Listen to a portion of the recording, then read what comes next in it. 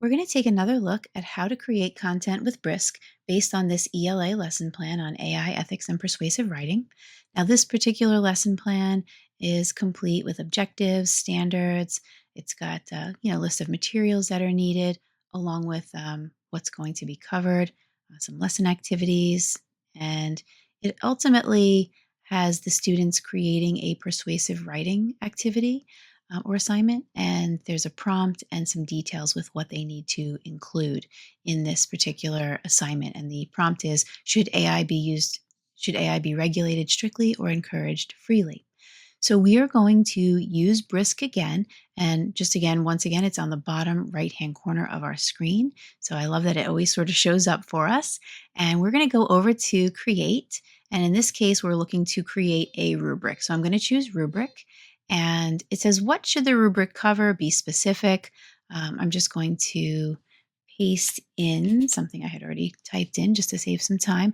Create a rubric based on the persuasive writing activity in this lesson. I want to make sure that the grade level is correct, along with the point scale that you're looking for. And if there's any other changes, of course, you can go ahead and make those. And now I'm going to go ahead and click Brisket.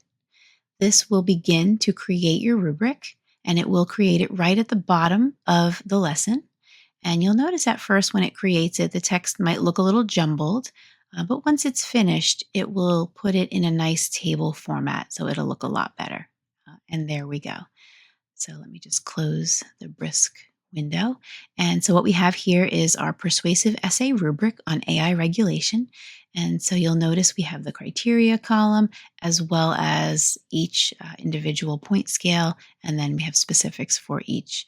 So it does a really, really nice job at putting together a good base rubric for you. Of course, you might want to go through, make some changes. Maybe there's some criteria that you don't want to include. Of course, you can delete that row. Little things here. I notice this one needs a little space under counter arguments. So there may be little tweaks that you'll want to make, but it does, again, a great job at giving you a really nice start.